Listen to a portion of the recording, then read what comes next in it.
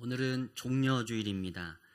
예수님이 예루살렘 성에 입성하는 날, 바로 종려주일이 바로 그날입니다. 예수님이 왜 예루살렘 성에 입성하십니까? 이 땅에 오신 목적, 곧 십자가에 못 박혀 죽기 위해서 예루살렘 성에 입성하시는 것입니다.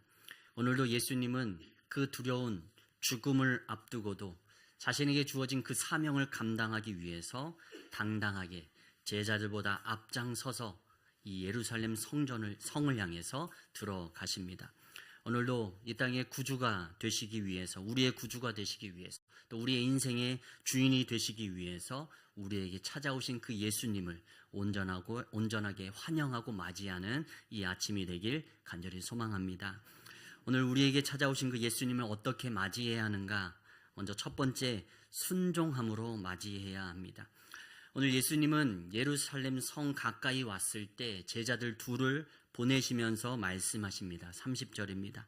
이르시되 너희는 맞은편 마을로 가라. 그리로 들어가면 아직 아무도 타보지 않은 나귀 새끼가 매여 있는 것을 보리니 풀어 끌고 오라. 아멘. 예수님은 제자들에게 이해되지 않는 명령을 하십니다. 가서 나귀 새끼가 있을 것인데 그것을 풀어서 끌고 오라는 것입니다.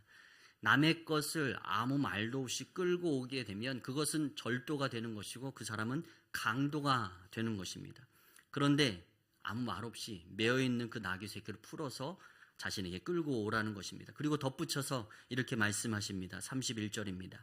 만일 누가 너희에게 어찌하여 푸느냐 묻거든 말하기를 주가 쓰시겠다 하라 하시매. 아멘. 그런데 만약 그것을 왜 푸냐, 왜 그것을 풀어서 가져가냐라고 물었을 때 주가 쓰시겠다라고 대답하라는 것입니다. 여기서 이제 주가 쓰시겠다 하라라고 했을 때 이 주라는 단어, 이것은 헬라어로 이제 퀴리오스라는 단어인데 그 뜻은 여러 가지 의미가 있는데 간략하게 보면 세 가지 정도 볼 수 있습니다. 주인, 또 통치자, 하나님, 이런 의미를 이 퀴리오스라는 단어가 갖고 있습니다. 주라는 단어가 가진 세 가지 의미입니다. 먼저 첫 번째는 주인이라는 뜻을 갖고 있습니다.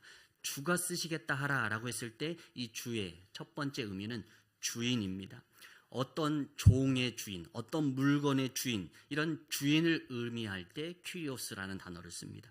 두 번째, 이 퀴리오스는 절대 권력을 가진 통치자를 향해서 퀴리오스, 주라고 고백했습니다. 그때 당시 절대 권력자는 누구입니까? 로마 황제입니다. 로마 황제를 향해서 퀴리오스라고 했습니다. 주라고 했습니다. 그런데 주가 쓰시겠다 하라라고 했을 때 이 퀴리오스라는 단어를 그 의미, 두 번째 의미는 바로 황제, 절대 권력을 가진 통치자라는 의미를 갖고 있습니다. 또 세 번째, 구약 성경에 나오는 여호와라는 이 이름을 헬라어로 번역할 때 퀴리오스라는 단어를 씁니다. 주가 쓰시겠다 하라라고 했을 때 이 세 가지 의미가 담겨져 있는 것입니다. 보냄받은 두 제자들이 예수님의 명령에 따라서 맞은편 마을로 갔더니 정말로 예수님 말씀하신 대로 매여있는 나귀 새끼를 만나게 됩니다.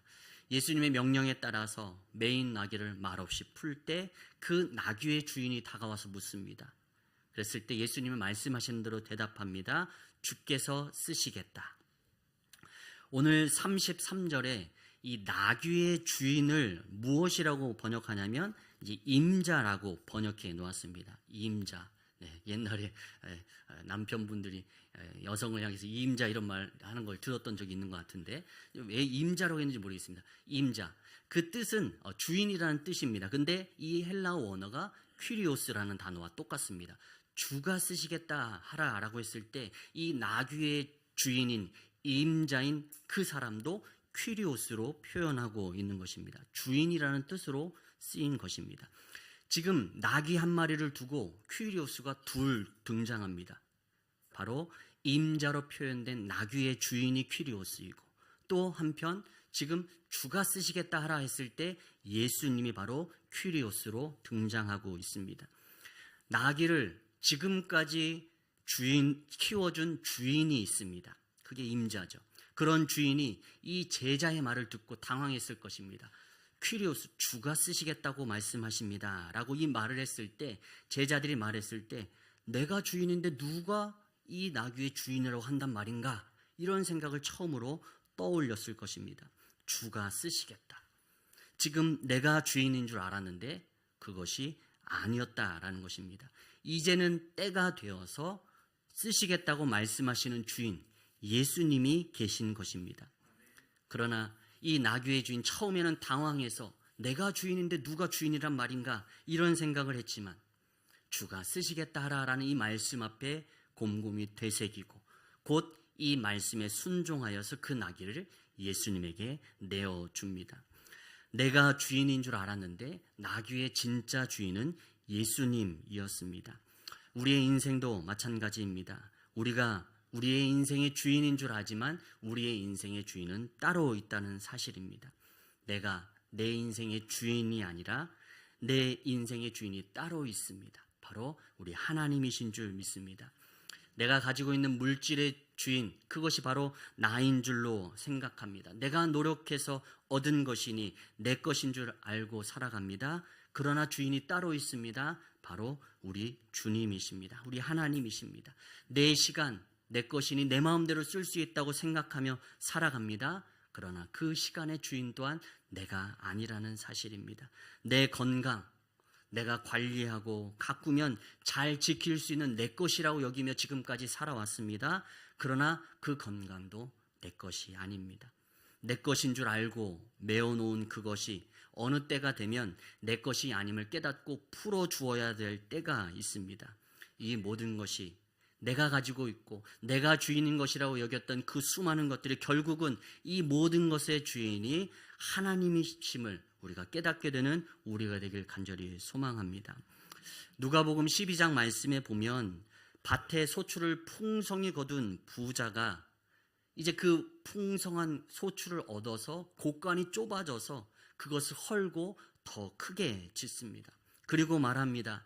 여러 해 쓸 물건을 쌓아 두었으니 이제는 평안히 먹고 마시고 즐거워하자.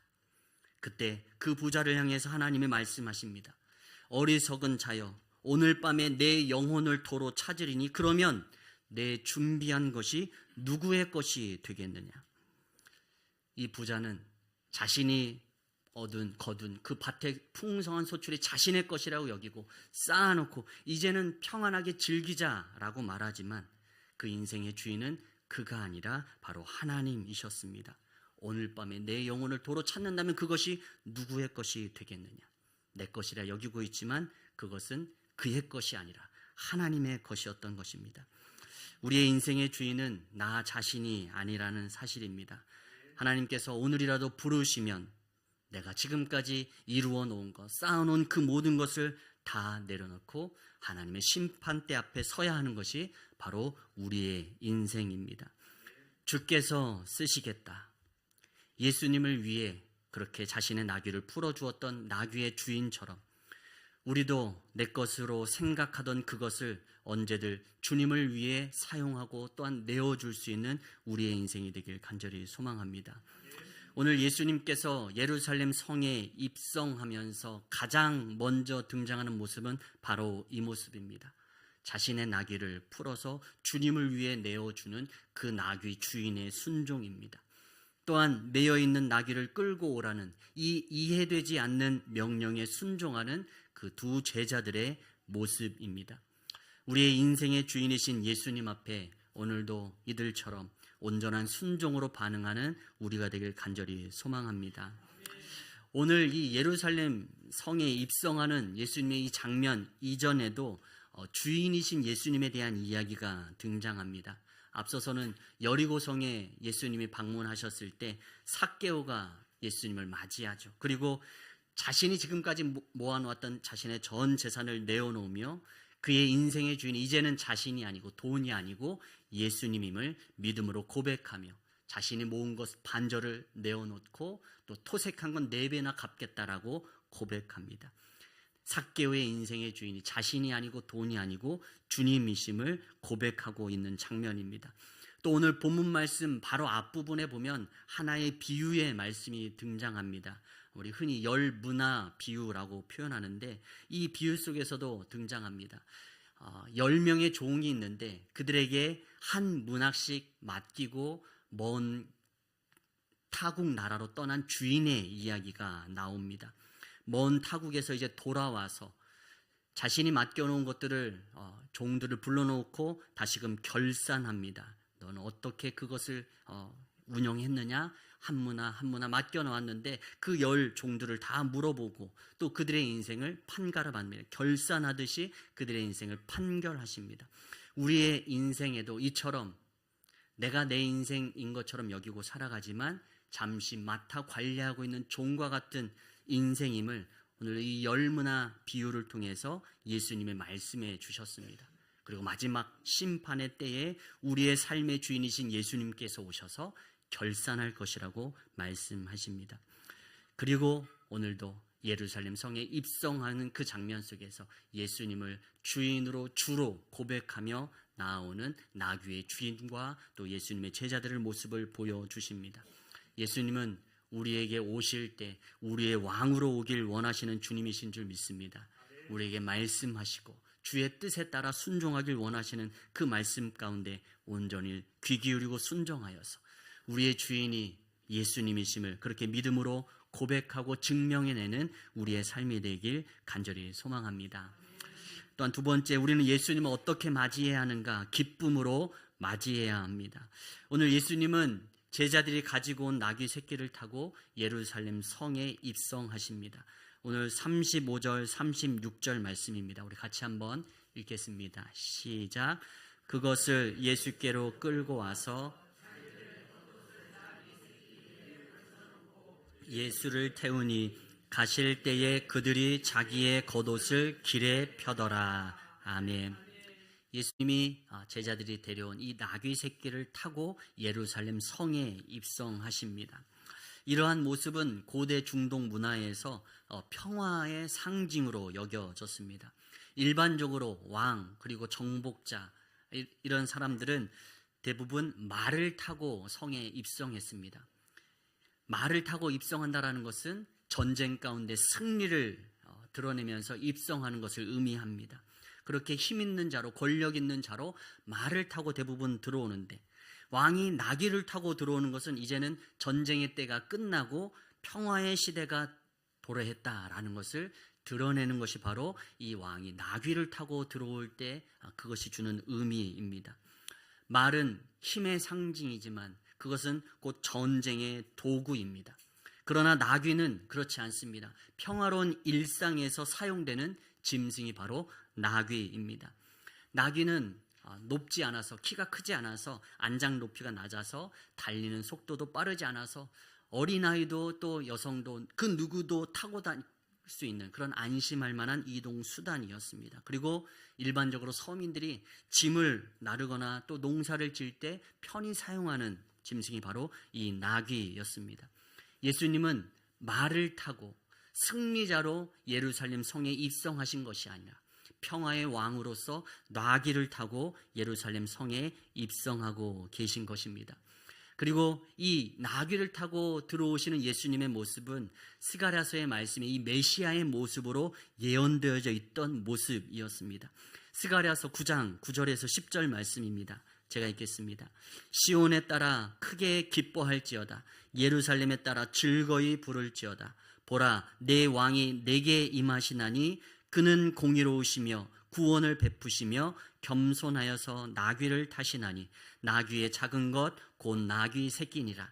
내가 에브라임의 병거와 예루살렘의 말을 끊겠고 전쟁하는 활도 끊으리니 그가 이방 사람에게 화평을 전할 것이요 그의 통치는 바다에서 바다까지 이르고 유브라데 강에서 땅 끝까지 이르리라. 아멘. 메시아는 이 땅에 공의로 구원을 베푸시며 겸손하셔서 나귀의 새끼를 타고 오십니다. 그리고 그가 이 땅에 오셔서 하시는 것은 열방에 평화를 전하시는 것입니다. 오늘도 예루살렘 성에 입성하시는 예수님이 나귀를 타고 평화의 왕으로 그렇게 예언된 메시아의 모습으로 겸손하게 입성하십니다. 그리고 이러한 모습을 보는 제자들의 온 무리가 예수님을 향해 이렇게 노래합니다. 오늘 37절, 38절입니다. 같이 한번 읽겠습니다. 시작. 이미 감난산 내리막길에 가까이 오심에 제자의 온 무리가 자기들이 본 바 모든 능한 일로 인하여 기뻐하며 큰 소리로 하나님을 찬양하며 이르되 찬송하리로다. 주의 이름으로 오시는 왕이여 하늘에는 평화요 가장 높은 곳에는 영광이로다 하니. 아멘. 먼저 이 누가복음은 예수님을 기쁨으로 환영하는 이들이 누구인가 라고 했을 때 제자의 온 무리라고 기록하고 있습니다. 오늘 37절에 보면 예수님이 입성하실 때 환영하는 자들을 제자의 온 무리라고 기록하고 있습니다. 그 무리가 몇 명인 줄 모르겠지만 예루살렘 성 온 백성들이 예수님을 모두 기쁨으로 맞이한 건 아니었다라는 것을 의미합니다. 예루살렘 성 온 백성들이 기뻐한 것이 아니라 제자의 온 무리가 기뻐했습니다. 그러나 그 제자의 온 무리는 기뻐하며 큰 소리로 찬양을 했습니다. 주의 이름으로 오시는 왕이여 라고 고백합니다. 이들의 입술의 고백 속에 예수님을 왕으로 고백하고 있습니다. 예수님을 메시아로, 구원자로, 주인으로, 그리고 왕으로 고백하고 있습니다. 예수님이 그들 가운데 들어오실 때 그 평화의 왕으로 나귀를 타고 들어오실 때 그 예수님을 향해 이들은, 주의 제자들은 예수님을 왕으로 노래하며 고백합니다. 구약에 예언된 유대인의 왕, 메시아이신 예수님, 그분을 기쁨으로 그렇게 찬양하고 있습니다. 그리고 누가복음 2장에 나오는 그 예수님의 탄생을 찬양했던 그 천사들의 그 노래와 같은 그 내용으로 예수님을 향해 노래합니다. 하늘에는 평화요 가장 높은 곳에는 영광이로다. 아멘. 하나님께서 이 땅 가운데 보내신 예수 그리스도를 통해서 우리에게 주시고자 하는 것은 바로 평화라는 사실을 노래하고 있습니다. 이 평화는 헬라어로는 에이레네고 히브리어로는 샬롬입니다. 이 평화는 단순히 전쟁이 없는 그런 평화로운 상태를 의미하는 것이 아니라 하나님이 그들과 함께 하심으로 누리게 되는 그 온전한 평화, 그것이 우리에게 주신 평화다라는 것을 노래하는 것입니다. 그때 당시에 평화는 로마를 통해 주어진다고 사람들이 생각했습니다. 그때 당시 유명한 말이죠. 팍스 로마나. 강력한 군대의 힘으로 전 세계를 지배하던 그 로마에 의해서 세계는 평화를 누리고 있었습니다.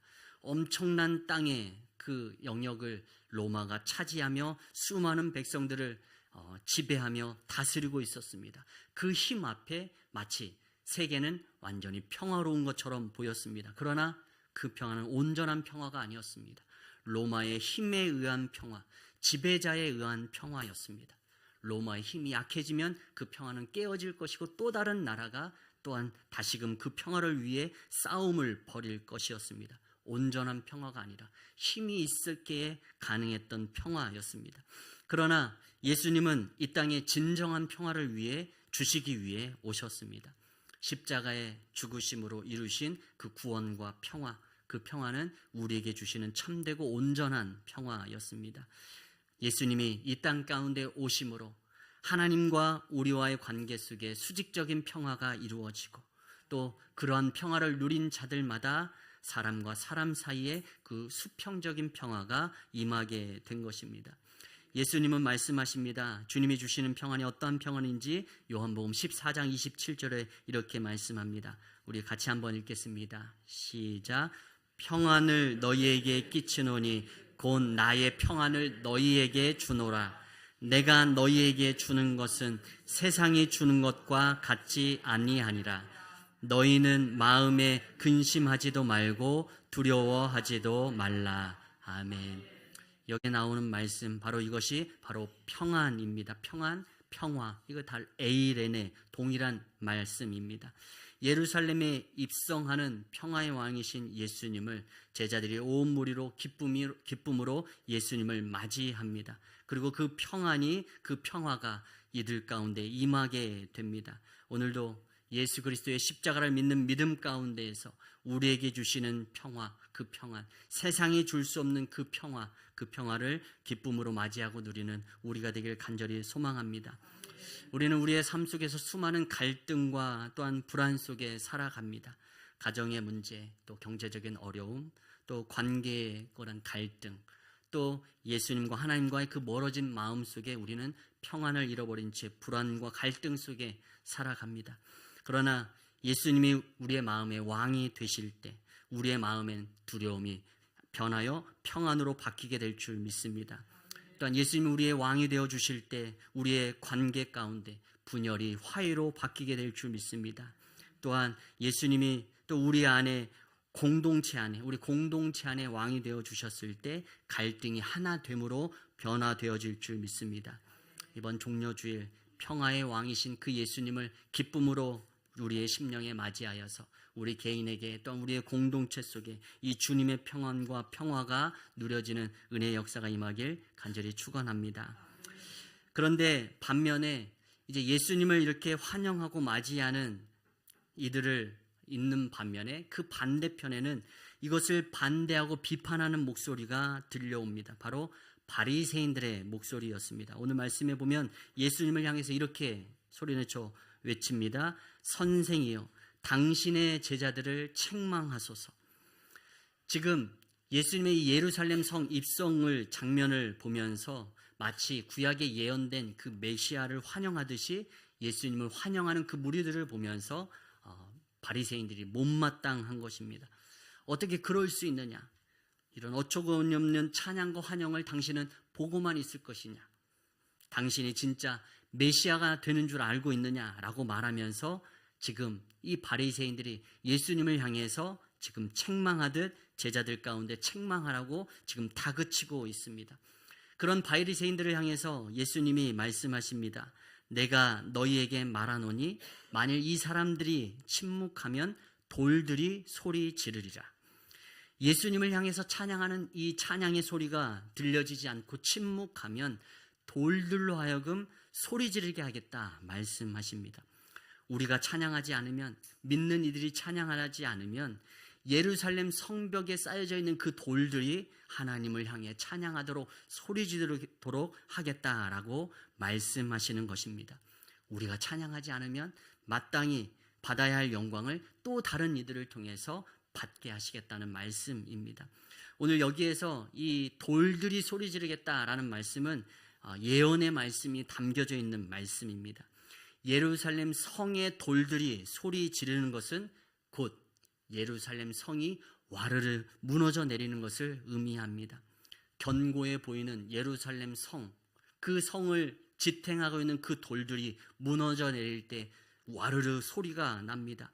예수님을 메시아로 왕으로 맞아들이지 않는 그 예루살렘 성이 이제는 와르르 무너져 내려서 예수님이 메시아 되심을, 그 무너져 내리는 소리를 통해서 온 세상 가운데 주님이 메시아임을, 왕이심을 드러낼 것을 예언하고 계시는 것입니다.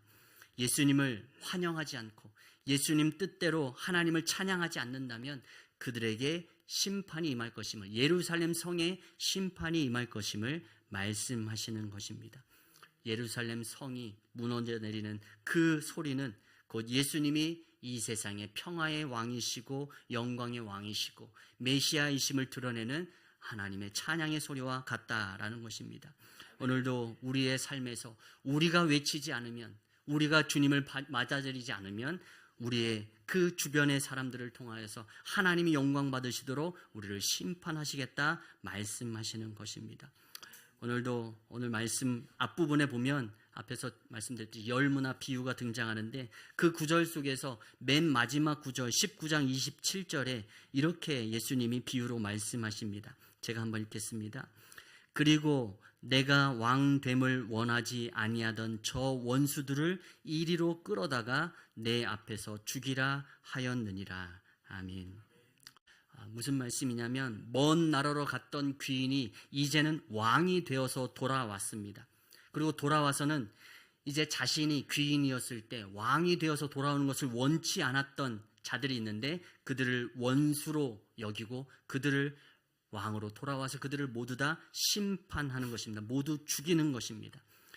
이것은 비유적으로 말씀하시는 것입니다. 예수님의 왕됨을 원치 않는 자들, 바리새인과 서기관들과 종교 지도자들, 대제사장들, 또 백성의 지도자들인 그 장로들, 그들 모두가 다 예수님이 예루살렘 성에 이 평화의 왕으로 입성하는 것을 못마땅해 하는 자들입니다. 예수님의 원수와 같은 자들입니다. 그들 모두가 마지막 때에 심판받을 것임을 비유적으로 이 열무나 비유를 통해서 말씀하신 것입니다.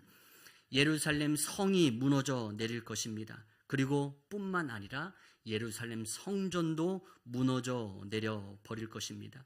오늘 말씀 뒷부분에 보면 예수님이 예루살렘 성에 입성하시면서 예루살렘 성을 보면서 우시는 장면이 기록되어져 있습니다. 예수님이 지금 그 무너져 내릴 그 예루살렘 성을 바라보시면서 가슴 아파하시며 우시는 장면입니다.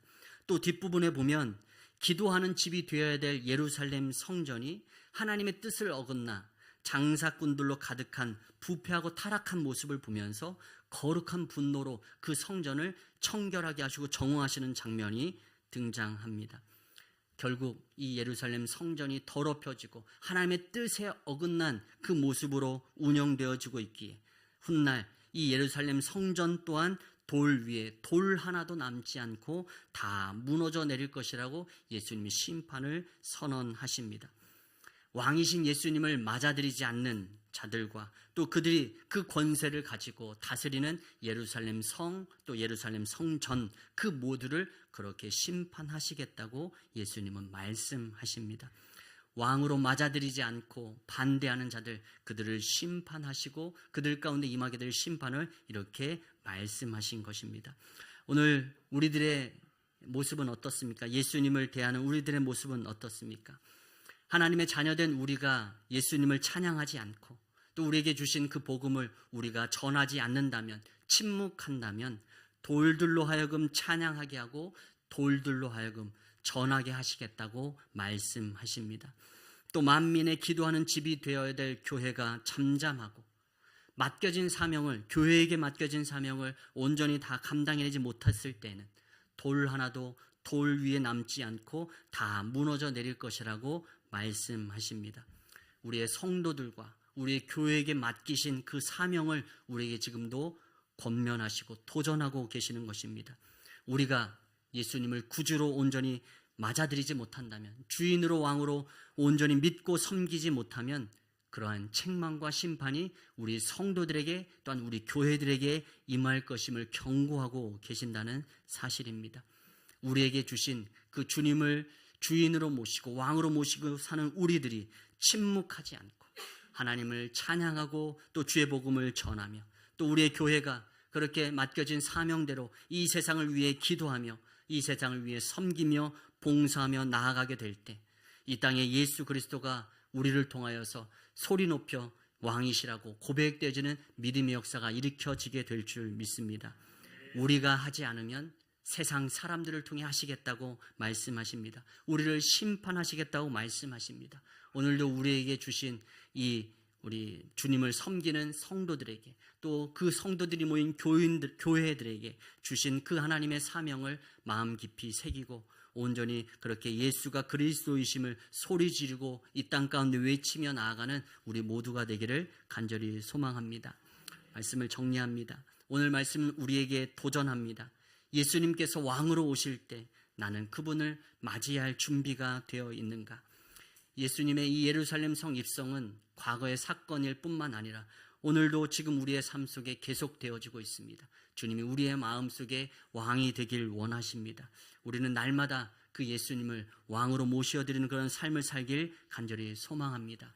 그래서 왕이심을 고백하고 그렇게 주님 앞에 말씀 앞에 순종하며 그 평화의 왕을 기쁨으로 맞이하며 찬양하고 담대히 외치는 삶, 그것이 바로 왕을 맞이한 백성들의 모습인 줄 믿습니다. 오늘 종려주일입니다. 이 한 주간 예수님을 우리의 왕으로 모시고 살아가길 원합니다.